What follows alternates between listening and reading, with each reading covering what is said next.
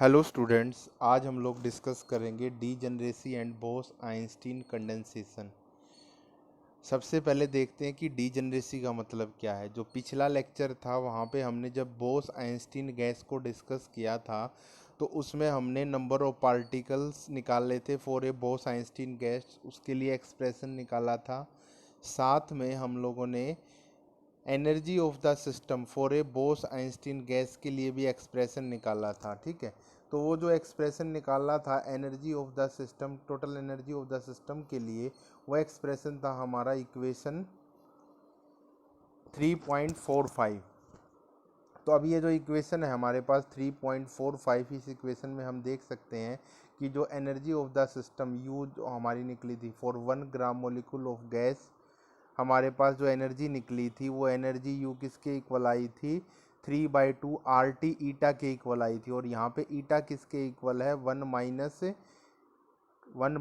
यहाँ पे ये ईटा किसके इक्वल है, यहाँ इस इक्वेशन में eta is equal to 1 - 1/2 NH³ divided by V2m/kT की power 3/2 -1/3 5/2 bracket NH³ divided by V2πm/kT की पावर 3/2 का whole square and so on.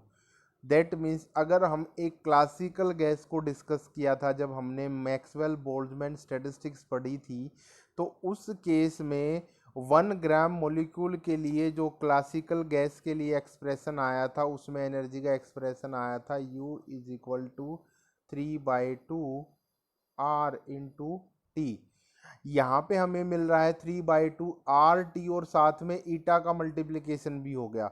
That means जो क्लासिकल गैस के केस में हमें एनर्जी मिली थी 1 ग्राम मोलिक्यूल ऑफ गैस के लिए, वो एनर्जी हमारे पास 3/2 आर टी आई थी, लेकिन यहाँ पे एनर्जी के एक्सप्रेशन में हमें एक एक्स्ट्रा टर्म मिल रही है ईटा। दैट मीन्स जो हमारी क्लासिकल गैस थी और बोस आइंस्टीन गैस है उन दोनों में डिफरेंस है, दोनों के बिहेवियर में डिफरेंस है, तभी तो हमें क्या मिल रही है, यहाँ पे एनर्जी के एक्सप्रेशन में एक एक्स्ट्रा टर्म मिल रही है। दैट मीन्स जो बोस आइंस्टीन गैस है वो आपकी जो क्लासिकल गैस थी उसके बिहेवियर से कुछ डिफरेंट बिहेवियर दिखा रही है। इसी डिफरेंट बिहेवियर को हम क्या बोलते हैं, डीजनरेसी बोलते हैं। डीजनरेसी क्या हुई, the deviation of a Bose Einstein gas from the classical behaviour is known as degeneracy. इसी को डीजनरेसी बोलेंगे। जो क्लासिकल बिहेवियर था उससे जो डिफरेंट हमें बिहेवियर, डिफरेंट जो एक्सप्रेशन मिल रहा है उसी को हम क्या बोलेंगे, डीजनरेसी।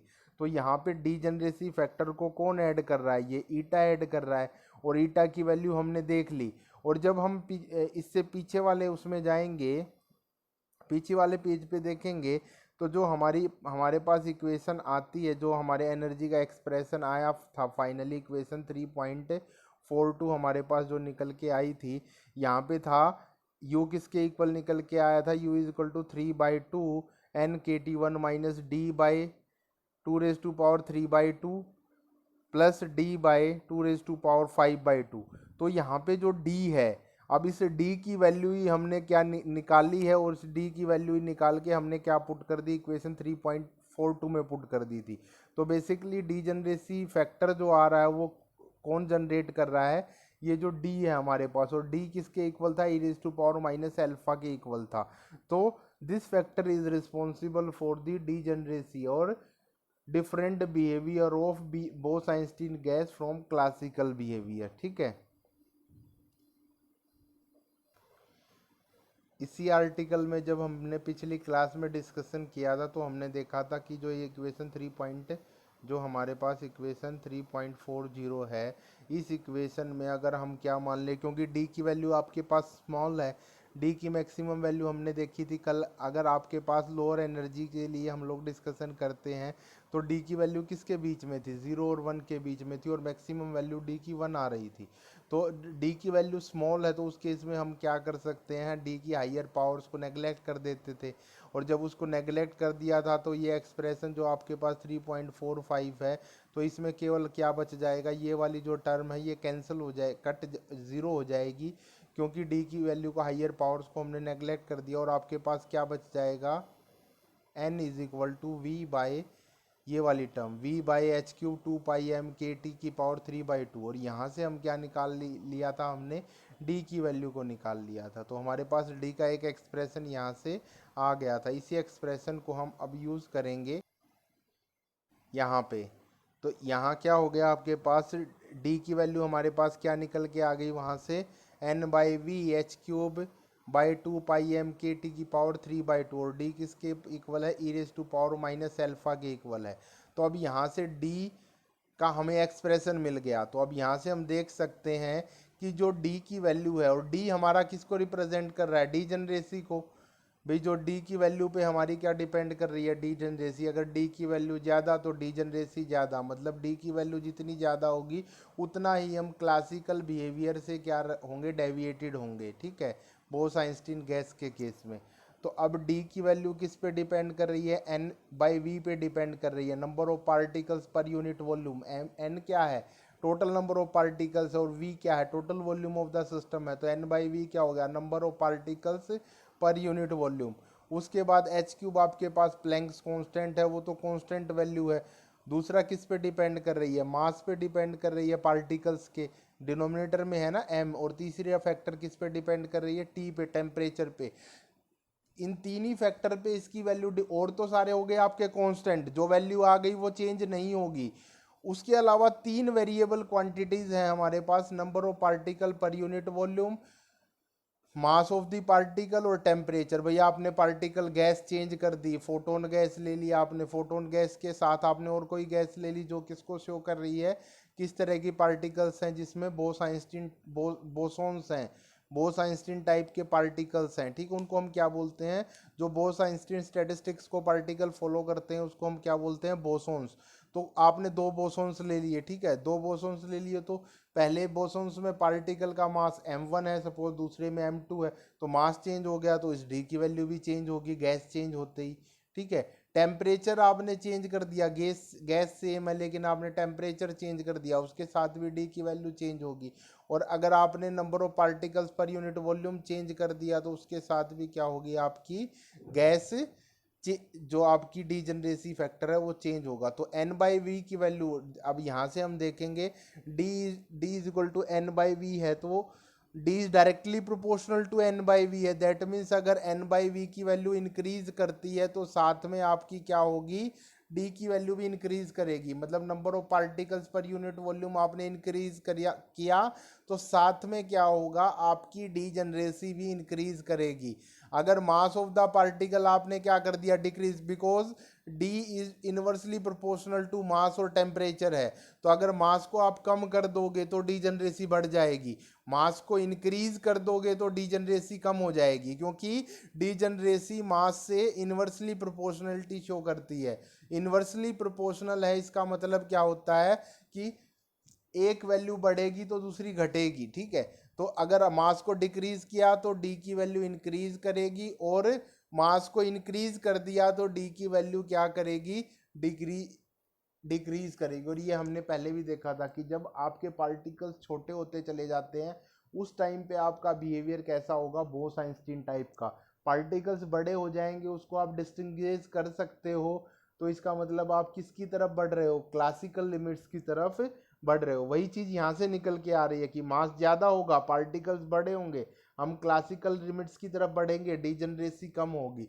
डीजनरेसी कम होगी का मतलब deviation from the classical behaviour of gas आपके पास क्या होगा, कम होगा इस केस में। ठीक हो गया।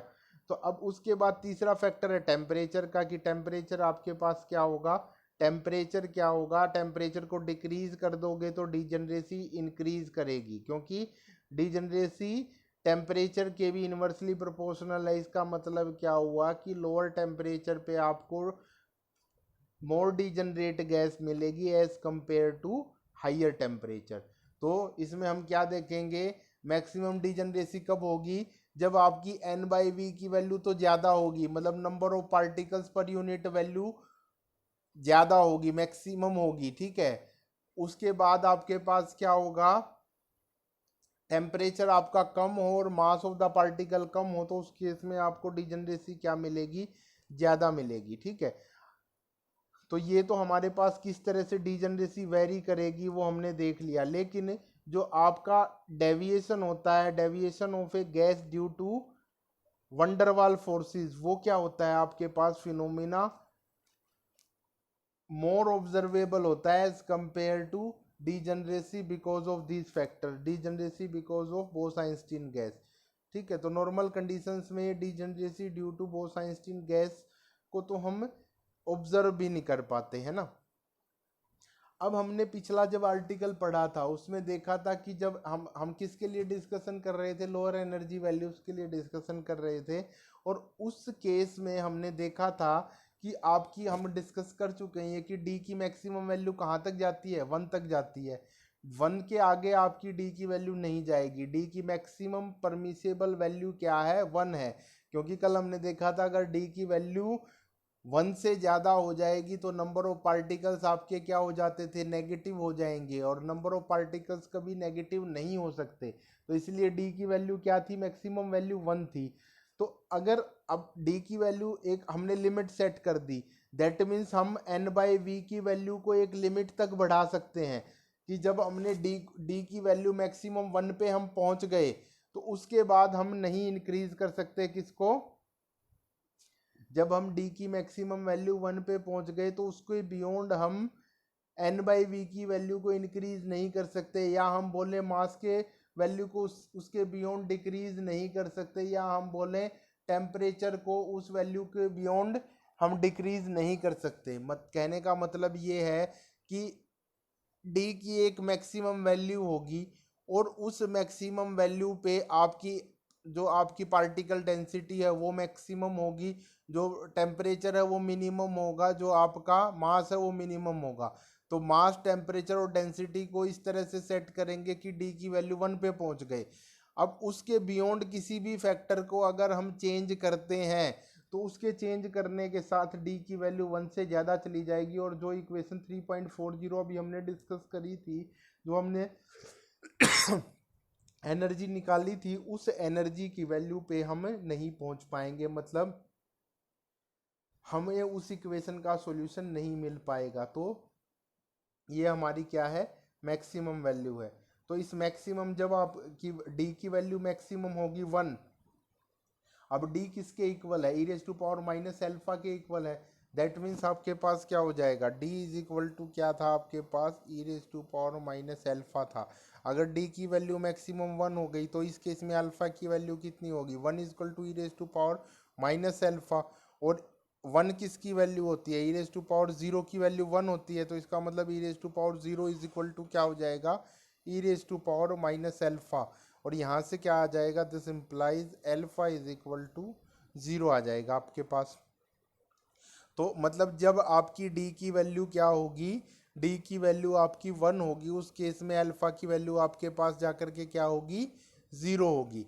तो जब अल्फा की वैल्यू 0 होगी तो उस केस में आपका जो एफ अल्फा होगा वो उसकी वैल्यू क्या होगी, मैक्सिमम हो जाएगी। और उस एफ अल्फा मैक्सिमम की वैल्यू डी की, क्योंकि एफ अल्फा की वैल्यू आपके पास कहाँ से निकाली थी, जो पिछला एफ वन अल्फा यहाँ पे इक्वेशन 3.43 में हमारे पास किसके इक्वल निकला था, N by V H Q by 2 pi m k t की पावर हाफ। और यहाँ से हमारे पास जो फैक्टर निकला था F1 अल्फ़ा किसके इक्वल था, F1 अल्फ़ा की फिर हमने वैल्यू कैलकुलेट करी थी, है ना। तो F1 अल्फ़ा में हमारे पास ये D की टर्म्स भी थी। तो यहाँ से जब इनकी वैल्यूज़ हम पुट करेंगे तो पुट करने के बाद जो F1 अल्फ़ा की फाइनली वैल्यू निकली थी D की power R divided by R की पावर 3/2, इसमें जो D की मैक्सिमम वैल्यू 1 जब हम पुट करेंगे उस केस में हमारे पास क्या हो जाएगा, फाइनली जो वैल्यू F1 अल्फ़ा की निकल के आएगी वो किसके इक्वल निकल के आएगी, जो ये वैल्यू है आपकी 2.612, ठीक है।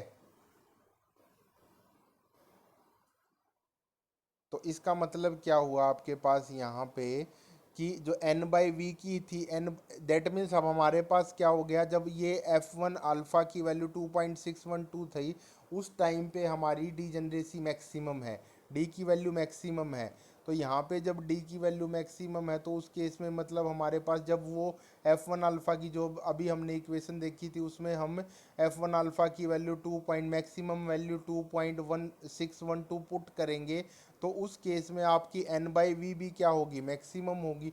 और उस एन बाई वी मैक्सिमम की वैल्यू आपके पास क्या आ जाएगी, ये वाली 2 πm/kT की पावर 3/2 की डिवाइडेड बाई एच क्यूब 2.612। ठीक है,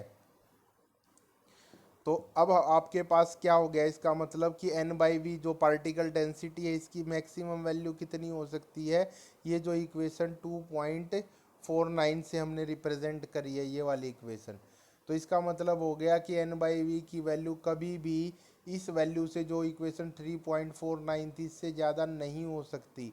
इसका मतलब क्या हो गया आपके पास, ये आपकी एन बाई वी की मैक्सिमम वैल्यू आ गई इक्वेशन 3. जो 51 रिप्रेजेंट कर रहा है। अब यहाँ पे हमने क्या मान लिया कि इस ये maximum value N by V की ये मैक्सिमम वैल्यू हमें एक पर्टिकुलर टेम्परेचर पे मिल रही है।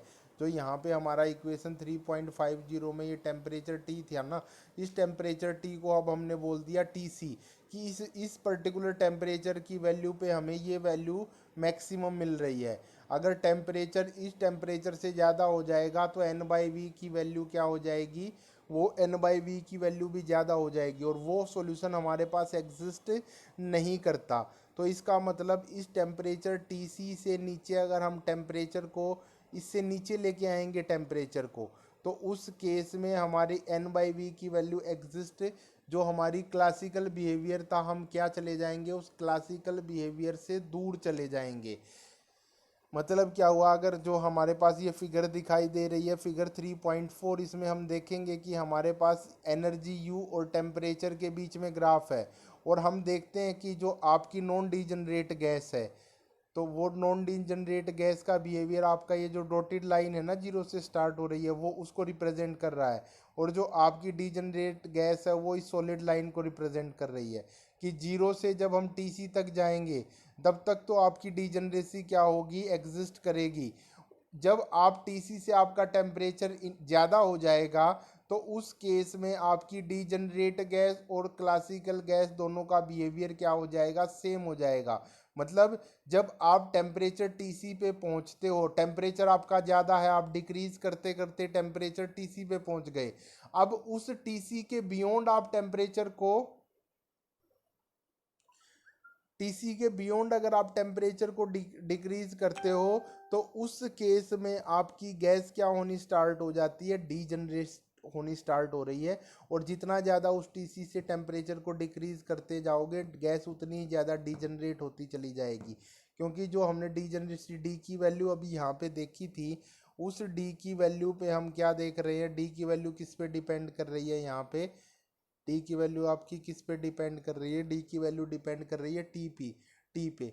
तो अब हम टेम्परेचर टी को डिक्रीज करते, इंक्रीज जब हम इसको करेंगे तो इंक्रीज करते करते डी की वैल्यू कम होती चली जाएगी। ठीक है, और एक पर्टिकुलर वैल्यू ऐसी आएगी जिसके बियॉन्ड आपकी क्या हो जाएगी, डीजनरेसी बिल्कुल ख़त्म हो जाएगी। टेम्परेचर अगर आप हाइयर करते चले जाओगे तो उस टेम्परेचर के बियॉन्ड आपकी डीजनरेसी की वैल्यू क्या होती चली जाएगी, नेग्लिजिबल हो जाएगी। मतलब आपका जो बिहेवियर है, आप कौन से बिहेवियर पे पहुंच जाओगे, परफेक्ट गैस के बिहेवियर पे आप पहुंच जाओगे। ठीक है,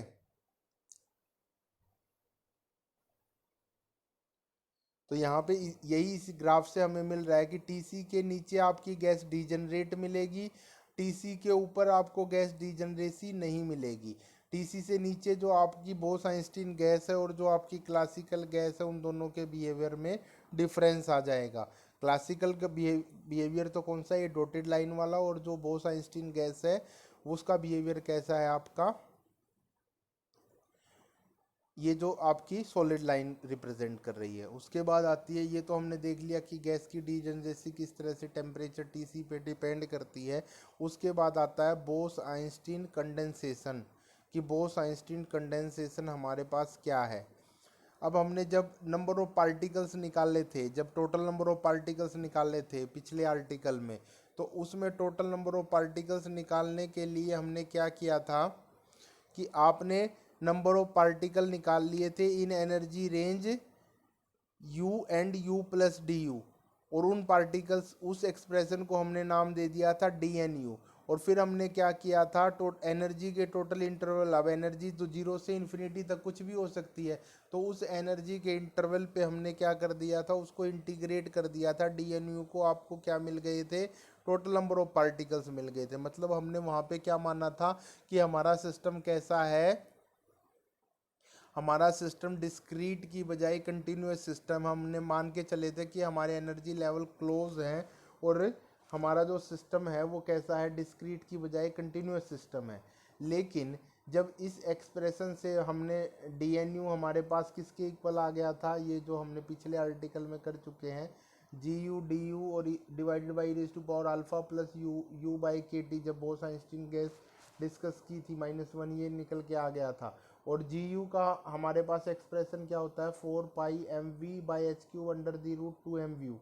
ठीक है, जब यहाँ से इसको जब इंटीग्रेट करके हम टोटल नंबर ऑफ पार्टिकल्स निकालते हैं ना, तो हम क्या देखते हैं कि जब आपकी एनर्जी इस एक्सप्रेशन में, जब आपकी एन की जो वैल्यू आती है उसमें, जब हम देखते हैं कि जब आपकी एनर्जी जीरो होगी तो टोटल नंबर ऑफ पार्टिकल्स उस केस में जीरो होंगे, और जो आपकी डीजनरेसी होगी वो भी जीरो होगी।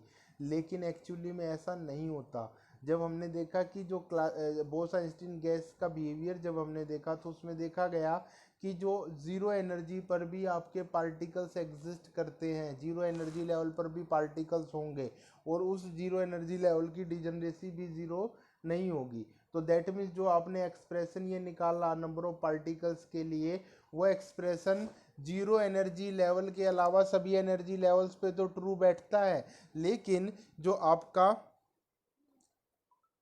ज़ीरो एनर्जी लेवल है उस पे ये एक्सप्रेशन आपका एग्जिस्ट नहीं करता। तो इसलिए आपका जो जो आपके टोटल नंबर ऑफ पार्टिकल्स है ना, तो टोटल नंबर ऑफ पार्टिकल्स जो आप लिखोगे वो ज़ीरो एनर्जी के लिए इस एक्सप्रेशन से हम नहीं निकाल सकते। तो अब आप जो टोटल पार्टिकल्स n है उसको दो पार्ट्स में लिख लोगे, n is equal to N naught plus n i की फॉर्म में। ठीक है, अब एन नोट तो आपके पास क्या हो गया, ज़ीरो एनर्जी के पार्टिकल्स हो गए, और एन आई हो गया particles above zero energy level. ठीक है, तो जब आप लिखोगे, अब हमने देखा, अब इसमें हमने क्या देखा, तो हमारे पास क्या आ गया, यहाँ से हम इस जो आपका ज़ीरो एनर्जी लेवल है उसके पार्टिकल निकालने के लिए हम क्या लेते हैं, इस एक्सप्रेशन को लेके ले चलते हैं जो हमारा डिस्क्रीट के लिए था, कि N i number of particle किसके इक्वल था, बोस आइंस्टीन गैस के केस में g i divided by E raise to power alpha plus beta u i minus beta into u i -1 था। ठीक है, अब हम मान लेते हैं कि N I tends to N naught, N I tends to N naught का मतलब कि हम डिस्कशन कर रहे हैं ज़ीरो एनर्जी लेवल के लिए, और ज़ीरो एनर्जी लेवल के लिए आपकी एनर्जी हो जाएगी ज़ीरो। तो इसका मतलब जो एक्सप्रेशन था उसमें आपकी डिजनरेसी को हमने कितना मान लिया, कि जीरो एनर्जी लेवल की डिजनरेसी क्या है, ज़ीरो नहीं है, 1 है, कि आपका एक ज़ीरो एनर्जी लेवल तो एग्जिस्ट करता है। तो उस केस में जी आई की वैल्यू 1 हो गई, और यू आई तो आपका यू नोट के केस में आपने ज़ीरो मान लिया, तो एन नोट किसके इक्वल हो जाएगा, जी आई की वैल्यू 1 पुट कर दी, e raise to power alpha beta u i की जगह 0 पुट कर दिया, तो ये बीटा इंटू ज़ीरो, ये 0 हो गया, तो बच क्या गया, E raise to power alpha. तो ये एक्सप्रेशन आ गया एन नोट के लिए, N naught is equal to 1 by E raise to power alpha -1। और यहाँ से जब आप एक्सप्रेशन लिखोगे किसके लिए, टोटल नंबर ऑफ पार्टिकल्स, वो किसके इक्वल हो जाएगा, N naught plus integration of D N U, मतलब इस एन नोट के अलावा जो पार्टिकल्स बच गए उनका इंटीग्रेशन, मतलब और सारी एनर्जी लिमिट्स का इंटीग्रेशन, मतलब आपने क्या कर दिया, पूरी रेंज में इंटीग्रेशन कर दिया, और उसमें एन नोट जो जीरो एनर्जी के पार्टिकल थे वो ऐड कर दिए। तो इसलिए यहाँ से एन को हम किसके इक्वल मान सकते हैं, N is equal to N naught plus N dash. N naught हो गया number of particle in zero energy state, और एन डैश हो गया number of particle in energy state other than zero energy state. अब N dash की value हम कैसे निकाल लेंगे, जैसे हमने पिछले आर्टिकल में निकाली थी, जो ये हमारा एक्सप्रेशन था डी एन यू का, इसको इंटीग्रेट करके जीरो से इन्फिनिटी लिमिट्स में, तो ये वैल्यू जब हम पुट कर देंगे, और फिर हम क्या कर लेंगे, ये जो एक्सप्रेशन यू की पावर हाफ डी यू, इसमें ये यहाँ पे यू की power half D U divided by raise to power alpha plus U by K T -1 था, इसकी जगह पे हम क्या पुट कर देंगे, F1 अल्फा पुट कर देंगे, और फिर F1 अल्फा की वैल्यू को सोल्व कर लेंगे। ठीक है, तो F1 अल्फा जब हमने सोल्व किया, और मैक्सिमम वैल्यू की, जब इस इक्वेशन को हमने नाम दे दिया इक्वेशन नंबर हैश। अब हमने क्या किया कि F1 अल्फा को अब हमने फाइनली सोल्व किया, और डी की मैक्सिमम वैल्यू हमने देखी थी कितनी हो सकती है, 1 हो सकती है। उस डी की मैक्सिमम वैल्यू 1 के लिए F1 अल्फा की वैल्यू कितनी निकल के आई, 2.612 निकल के आई। तो मतलब ये मैक्सिमम वैल्यू होगी। मैक्सिमम आपके हायर एनर्जी स्टेट में कितने पार्टिकल रह सकते हैं, वो यहाँ पे 2.612 पुट कर दोगे तो वो एन डैश की वैल्यू आपके पास निकल के आ जाएगी। ठीक है। अब उसके बाद हमने देखा था कि हम अब बात करते हैं temperature T is equal to T C पे, क्योंकि जो आपकी डी की वैल्यू मैक्सिमम किस टेम्परेचर पे हो रही थी, टेम्परेचर टीसी पे ही हो रही थी ना। हमने अभी देखा था कि एन बाई वी की वैल्यू मैक्सिमम कहाँ पे हो रही है आपकी, उस टेम्परेचर को हमने मान लिया था टेम्परेचर टीसी। और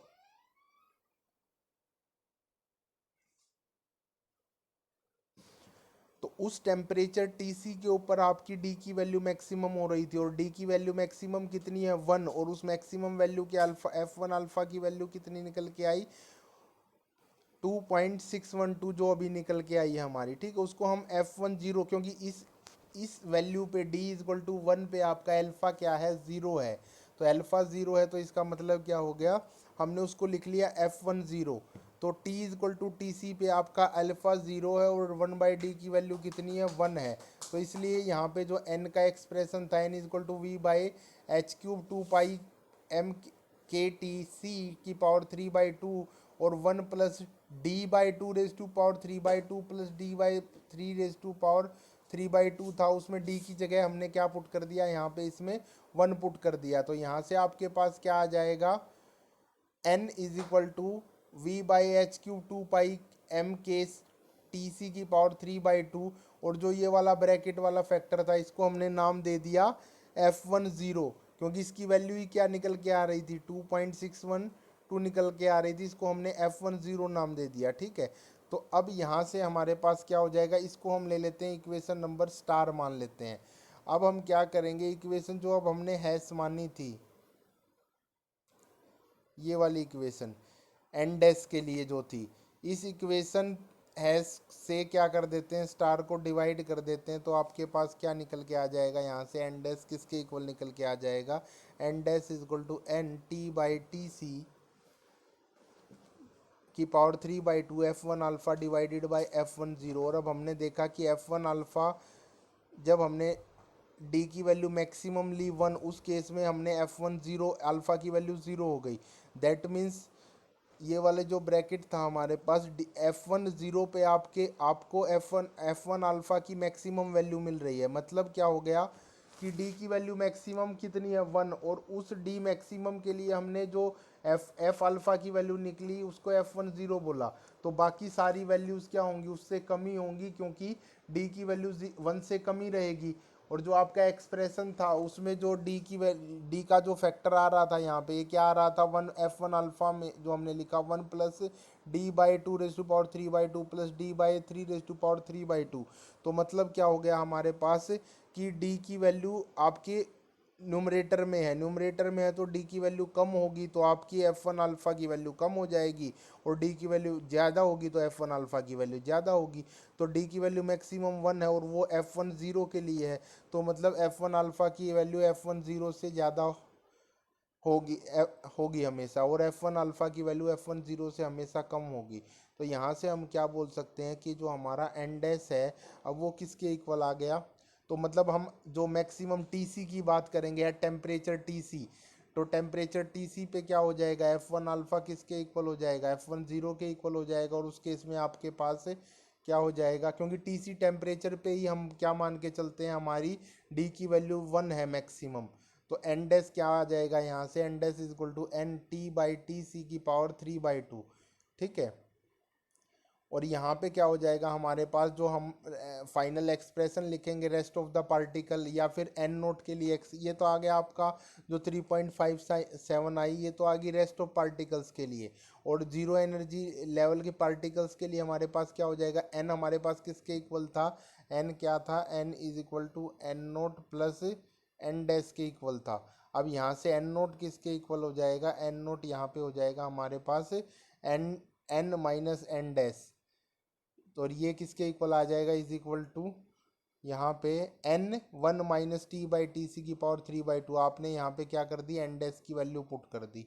ठीक है, तो अब यहाँ पे हम क्या देखेंगे कि जो एन नोट की वैल्यू है वो किस पे डिपेंड कर रही है, टीसी पे डिपेंड कर रही है। कि जब टेम्परेचर क्या हो जाएगा, जो ऊपर वाला टेम्परेचर टीसी के इक्वल हो जाएगा, उस केस में क्या हो जाएगा, एन नोट की वैल्यू क्या हो जाएगी, 1 - t/Tc, Tc/Tc 1 बन गया, और क्या हो जाएगा, 1 - 1 0 हो जाएगा, तो मतलब एन नोट की वैल्यू 0 हो जाएगी। अगर टेम्परेचर टीसी पे पहुंच गया तो एन नोट आपका 0 हो गया, मतलब जो ग्राउंड एनर्जी स्टेट में आपके नंबर ऑफ पार्टिकल्स हैं वो क्या हो गए, 0 हो गए। लेकिन जब टेम्परेचर आपका टीसी से कम हो जाएगा, उस केस में ये वैल्यू आपकी क्या हो जाएगी, एन नोट की वैल्यू एन इंटू 1 माइनस, अब टी की वैल्यू क्या है, टीसी से कम है, तो 1 में से कुछ फैक्टर माइनस होगा, और जितनी वैल्यू टीसी की जितना टेम्परेचर टीसी से कम होता चला जाएगा, उतना ही आपका 1 में से जो माइनस होने वाला फैक्टर है वो कम होता चला जाएगा, और एन नोट की वैल्यू क्या होती चली जाएगी,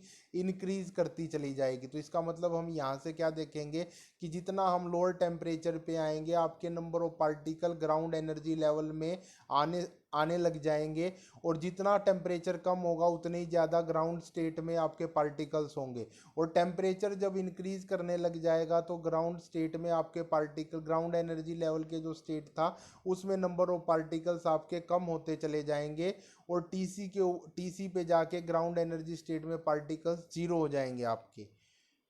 ठीक है, और टीसी से ऊपर सारे के सारे पार्टिकल आपके जो ग्राउंड स्टेट से ऊपर वाले स्टेट हैं उसमें एग्जिस्ट करेंगे, ग्राउंड स्टेट में एग्जिस्ट नहीं करेंगे। तो कम टेम्परेचर पे जो सारे पार्टिकल्स ग्राउंड स्टेट में ही एग्जिस्ट कर रहे हैं उसको हम क्या बोलेंगे, कंडेंसेशन बोलेंगे। कि जो आपकी गैस है उस गैस के सारे पार्टिकल्स की एनर्जी क्या हो चुकी है, ग्राउंड एनर्जी के इक्वल आ चुकी है, उसकी पार्टिकल्स की एनर्जी भी क्या हो चुकी है, कम हो चुकी है। इसलिए हम बोल देंगे कि जो आपकी बी गैस है वो ग्राउंड एनर्जी लेवल पे ही कंडेंस हो चुकी है। अब इसको एक्सप्लेन करने के लिए ग्राफ बना रखा है, नंबर ऑफ पार्टिकल जो आपकी फिगर 3.5 है, इसमें T/Tc और N/N नोट के बीच में ग्राफ बना रखा है। कि जब आपका टेम्परेचर टीसी कम है तो उस केस में आपके पास number of particle ground state में यहाँ मैक्सिमम होंगे, और जब आपका टेम्परेचर टीसी के इक्विवेलेंट आ जाएगा उस केस में नंबर ऑफ पार्टिकल्स क्या हो जाएंगे, 0 पे पहुंच जाएंगे। मतलब नंबर ऑफ पार्टिकल टेम्परेचर के इंक्रीज करने के साथ यहाँ पे क्या कर रहे हैं, डिक्रीज कर रहे हैं। तो इसको हम बी कंडेंसेशन बोलेंगे। ठीक है, अब उसके बाद यहाँ पे क्या दे रखा है कि जब आपके पास टेम्परेचर, वही चीज़ हम डिस्कस कर चुके हैं कि टेम्परेचर इंक्रीज करेगा तो कंडेंस जो आपके नंबर ऑफ पार्टिकल्स हैं हाइयर एनर्जी स्टेट में वो इंक्रीज करने लग जाएंगे। और यहाँ पे उसके लिए क्या निकाल के मैक्सिमम वैल्यू पुट करके और एक एक्सप्रेशन निकाल रखा है number of particles, total number of particles के लिए जब डी की वैल्यू 1 होगी, डी की वैल्यू 1 मैक्सिमम वैल्यू होगी, उस केस में F1 अल्फा की वैल्यू 2.612 होगी उस केस में। ठीक है, तो इसके साथ यहाँ पे हम आज के लिए ख़त्म करते हैं। Next Fermi Dirac statistics next lecture में डिस्कस करेंगे।